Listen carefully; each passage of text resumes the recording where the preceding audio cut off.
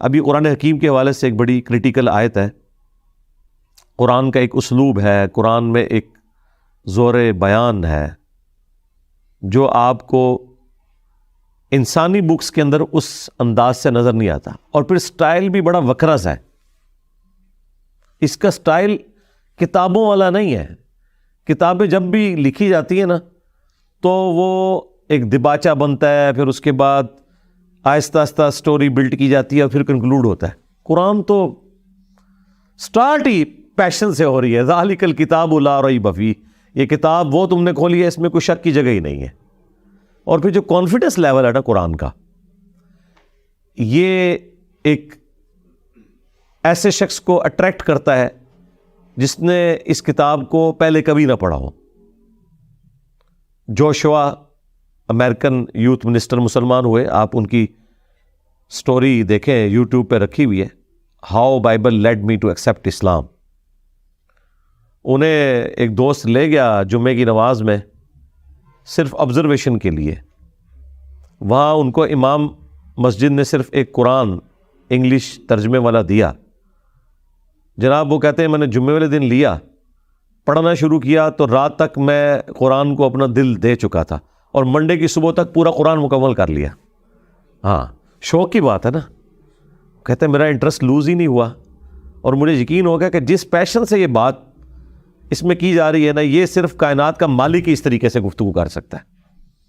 بالکل straight forward, کوئی لگی لپٹی بات نہیں ہے، کوئی منت سماجت نہیں ہے. 2+2=4 والی بات ہوئی بھی ہے. اس کے اندر پیشن ہے. اور پھر اللہ تعالیٰ یہاں پہ جو فرما رہا ہے کہ اگلی کتابوں کی تصدیق ہے. تصدیق دو اعتبار سے ہے. ایک تو یہ تصدیق کر رہی ہے کہ وہ کتابیں بھی اللہ کی طرف سے تھیں، اگرچہ ٹیمپر ہو چکی ہیں لیکن ہے وہ اللہ کی کتابیں. تورات، زبور، انجیل اور باقی حضرت ابراہیم علیہ السلام کے صحائف، موسیٰ علیہ السلام کے صحائف اور باقی انبیاء کے صحیفے. اور دوسرا اس اعتبار سے تصدیق کرنے والی ہے کہ ہمیشہ جو اگلی کتاب گزری ہوتی ہے نا، اس میں بعد میں آنے والی کتاب کی پیشگوئی موجود ہوتی ہے. تو قرآن پریکٹیکلی ان کتابوں کی تصدیق اس حوالے سے کر رہا ہے کہ وہ کتابیں قرآن کی وجہ سے سچی ثابت ہو گئیں کہ ان کتابوں میں تھا کہ آخری پیغمبر آئیں گے، ان پر قرآن نازل ہوگا. تو قرآن نے دنیا میں آ کے ان کی اس پروفیسی کو سچا ثابت کر دیا. اس پروفیسی کو جو اس کے اندر لکھی تھی اسے بھی سچا ثابت کیا، پلس قرآن نے یہ بھی کہا کہ وہ کتابیں اللہ کی کتابیں تھیں. دو طریقے سے تصدیق کر دی. ام یقولون افتراہ، کیا یہ لوگ کہتے ہیں کہ یہ پیغمبر نے خود سی گھڑ لیا؟ قل فأتوا بسورۃ مثلہ، اے نبی ان سے فرماؤ اگر یہ ایسا ہے نا تم بھی کوئی اس سے ملتی جلتی ایک صورت بنا کے لے آؤ. پہلے تو ویسے چیلنج آیا تھا قرآن بناؤ، پھر چیلنج کم ہوا 10 صورتوں پہ آیا. یہاں پہ ایک صورت تک چیلنج رہ گیا. وَادْعُوا مَنِ اسْتَطَعْتُم مِّن دُونِ اللَّهِ، اور بلا لو اللہ کے سوا جتنی ہستیاں ہیں نا جن کو تم بلا سکتے ہو، ان کنتم صادقین، اگر تم واقعی سچے ہو. اچھا یہ اب عربی لنگوسٹک جو لوگ جانتے ہیں وہی قرآن کا یہ والا اعجاز فیل کر سکتے ہیں. آج کے دور میں تو ہم سائنٹیفک فیکٹس ایک ذریعہ ہے جس کے ذریعے یہ جانچ سکتے ہیں کہ ایک ایسا شخص جو آج سے 1400 سال پہلے اس پلانٹ ارتھ پہ آیا آلموسٹ، اس نے ایسی باتیں کی کہ جن میں بہت سی باتیں ایسی ہیں جن کا انسانیت کو ادراک پچھلے 50-60 سالوں میں ہوا. تو یہ ناممکن ہے کہ ایک ایسا شخص جو اتنا عرصہ پہلے گزرا ہے وہ چیزیں بتائے جو آج کے اس ماڈرن دور میں الیکٹرانک مائکروسکوپ کے ذریعے آپ کو پتہ چل رہی ہیں. ماں کے پیٹ میں کن سٹیجز سے بچہ گزرتا ہے، کیا زبردست انداز میں اس کو بیان کیا گیا.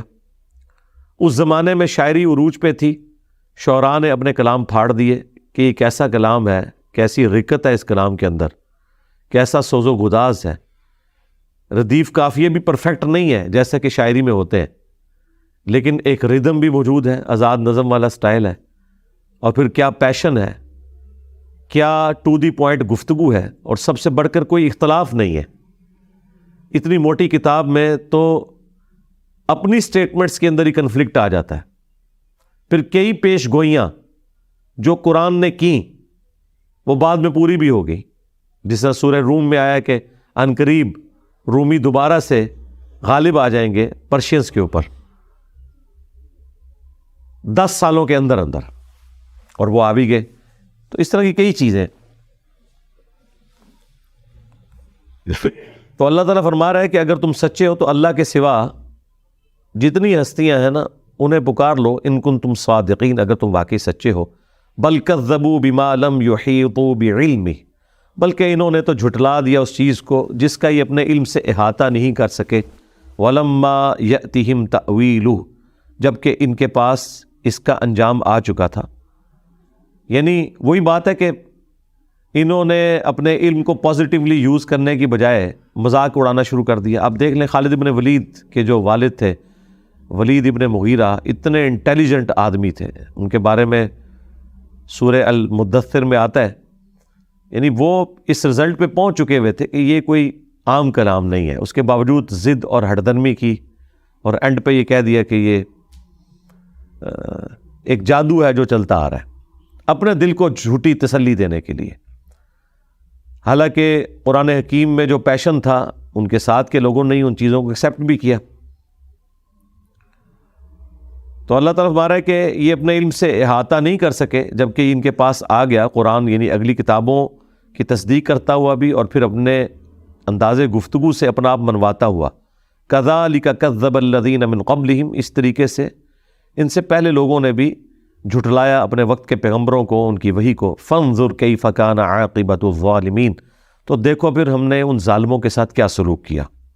اور وہ مشرکین عرب کو پتہ تھا جب وہ شام تجارت کے لیے جایا کرتے تھے تو ان کھنڈرات سے گزرتے تھے جن میں وہ قومیں آباد تھیں، عاد اور سمود، جو پیغمبروں کی نافرمانی کرنے کے سبب تباہ و برباد کر دی گئی.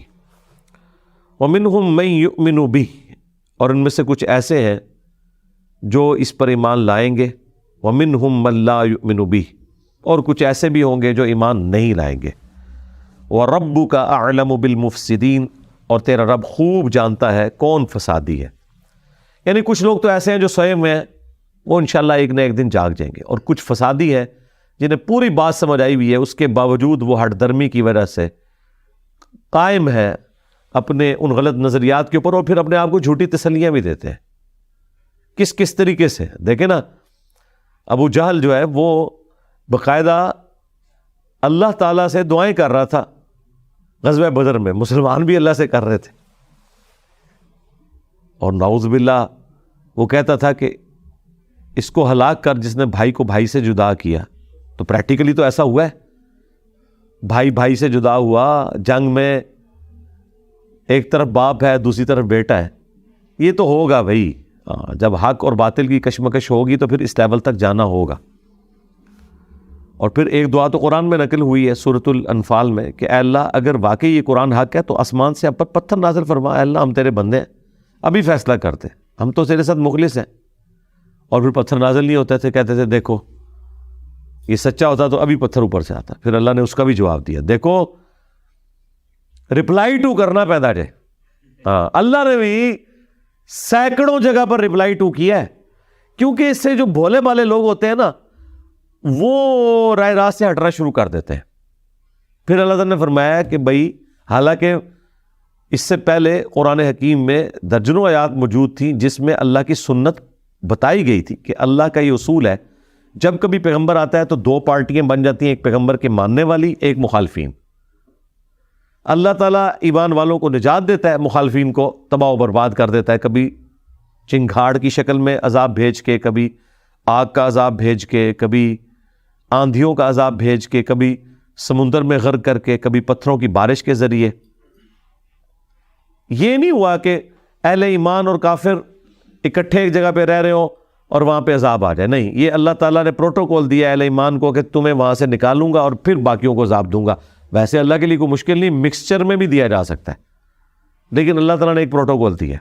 اور وہ پھر آیت 7 نازل ہوئی سورۃ الانفال میں کہ اے نبی جب تک آپ ان میں موجود ہیں نا اللہ انہیں عذاب نہیں دے گا جب تک اہل ایمان کو ان خبیثوں سے الگ نہیں کرتا. اور پھر الگ کیا، ہجرت مدینہ کروائی، جس طرح موسیٰ علیہ السلام کے ماننے والوں کو مصر سے نکالا اور فرعونیوں کو اپنے محلات سے نکال کے ڈبویا جھیل کے اندر، بس ان کی یہ جھیل غزوہ بدر کا میدان بنا۔